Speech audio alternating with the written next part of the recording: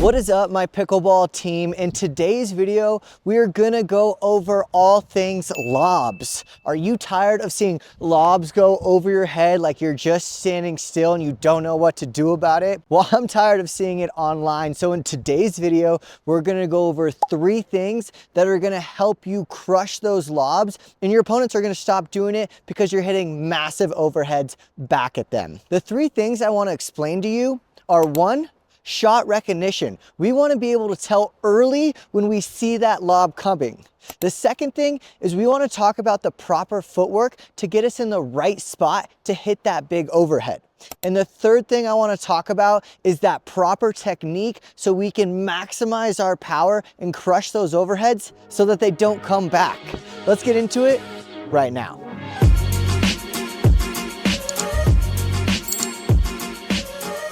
I always like to say it's not about having the fastest hands, the fastest feet, the quickest blah, blah, blah. What's really important in pickleball is anticipation. When we know what shot is coming, it's extremely helpful in getting us prepared to attack that next ball. So in this case, we want to tell early on when a lob is coming. And so the first thing that we're going to look at is the paddle angle. So if we see this paddle lofted here, think of like a chipping wedge in a golf shot. It's much more lofted so that the ball pops up high and we can lob it over you. Whereas if this paddle head is dipped more down and it's flat, you can see that ball is going to attack like a normal dink, right? So if you see your opponent's paddle is lifted like this, you can expect either a lob or a high dink here. So if you see that paddle lifted, I would start to immediately take that 1 back step and get ready. We'll talk about that next in our footwork series. The other thing to note is clock your opponent. If your opponent is notorious for lobbing, then we should be a little bit more on edge, that we just don't want to get in a simple dink rally and we're just staying down here. We want to dink, be ready for the lob. Dink, be ready for the lob. I'm telling you, you will have plenty of time to be ready for that lob and still be able to go get that dink if they just hit a normal dink back. And lastly, to be ready for this lob is notice if they're in a defensive or offensive position. If they're in an offensive position, odds are they're gonna attack the ball and you wanna be ready for a reset or a counter. But if you see them get in an awkward spot, that's often when lobs come, when you feel that they're in the defensive spot. So if you see them leaning, you see that paddle head come up, that's when we want to be ready to get that paddle head ready to go. Okay, let's talk about the proper footwork, how to defend an overhead. And this is where I see a lot of my 3-0s or my older generation have a little bit of trouble. And so I want us to spend a little bit of extra time on this to make sure we have it right. So oftentimes you see an overhead go over your head, right? The first instinct is just to run backwards here. But this is where the injuries happen. We run quickly back here, our weight shifts, we trip over our foot, whatever it is, and all of a sudden we're falling backwards, our head hits the court, and we've got big problems here. We don't want to be a statistic. We don't want to be injured in pickleball. So let's go over the right way here.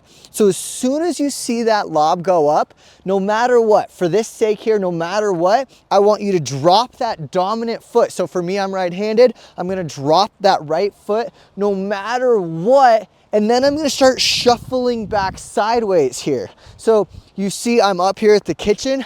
I drop and shuffle. Drop and shuffle. Not just start running back here and going back and trying to hit the overhead. The other reason why I like this drop and shuffle is, see how I'm already turned? I'm in the right overhead position. Whereas if we just run backwards here, now I'm just using all arm and not using any of our body here. Now I say I always want you to drop that right foot and shuffle back. A lot of times it's smart to lob the backhand here because we're naturally wanting to drop our dominant foot. So if you lob the backhand, we're gonna have to now work on the other way of drop that opposite foot. And either we can hit a one-hander, let it drop and hit a two-hander. Or the other thing I like is just drop the dominant foot, run around it and do a little spin and just hit a drop to get back into the point.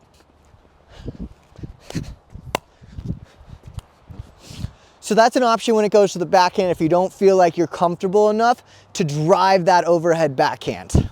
Another pro tip with this overhead is people often get free points because they turn and then their foot steps in the kitchen and they go to hit the overhead and it's a foot fault because you didn't reset your feet back into the kitchen. So we need to make sure if we're gonna drop this foot that this left foot, my opposite foot, doesn't come into the kitchen. We hit it right away. So we wanna make sure we're dropping. Hopefully we're just staying out of the kitchen, but sometimes it goes quick that we're here. We got to make sure we reset our feet back outside of the kitchen so that we can legally hit the ball out of the air, right? Let's do that in slow-mo.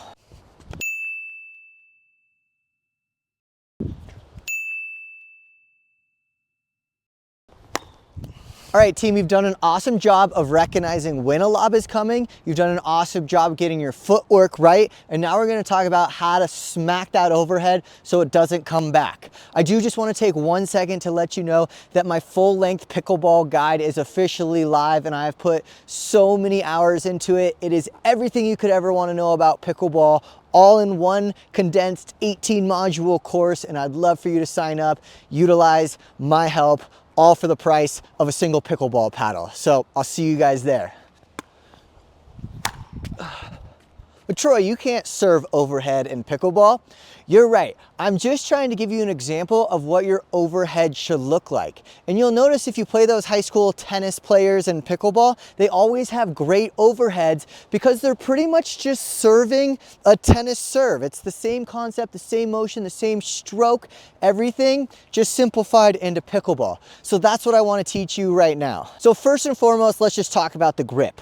I love to live for my serving grip or my overhead grip in that continental. It just runs down the side of your paddle in between that thumb and that index finger, and we're in our continental grip. From the continental grip, I want to get us into the right position so that we can attack perfectly every single time. Something that I like to think about is keeping this paddle over my head so that it's protecting me. If it was raining or something, the paddle would block it, right? You see how it's over my head? It's a little bit of an awkward position, but do you see how my wrist is angled here? Almost like a backhand counter. I'm now just putting this over my head, my elbow out. Okay, the next step is we want to make sure we're tracking the ball perfectly. And so I want you to think about this left hand that we have up here. You can either point at the ball or even try and catch it. As if I'm going to get back into this spot, see how my left hand's already ready there? No matter where I go, I'm just trying to get my left hand to be under the ball. I'm always in this right spot so that eventually I can come here and trade off and hit the ball. P.S. I just got a new batch of these plastic-free core pickleballs and they rock, and the Pro 4G Core's doing well for themselves right now. Check out the link in my bio. Okay, so this is where the fundamentals really come into play here of driving this awesome overhead here. So now that we're in the right spot, I want you to think about hitting the side of a wall with the edge of your paddle. I like to think about if I were to throw this paddle as far as I could, I'm not gonna hold it pancake style, or I'm not gonna hold it in an awkward grip, I'm gonna hold it in that continental paddle, and I'm just gonna let it go here. So see how we have this nice hammering motion, this like kind of axe throwing motion here? So the secret is when I get into this axe throwing motion, see how I'm dropping this down behind my head, getting into this throwing motion? But as soon as I get to contact point, I'm turning that paddle face here and pronating my arm here so I'm hitting it flat. I'm generating all this speed, pronating at the top, and I'm gonna finish down to my opposite leg knee. I know that's a ton of information, so let's just simplify it with this elbow out, paddle above your head. That's step one, right? Step two, drop this paddle behind you so it's still hitting your head in the same spot, right? Step three is throw. Step four is pronate. Step five, down to the left knee. Simple for an overhead. Let's run it.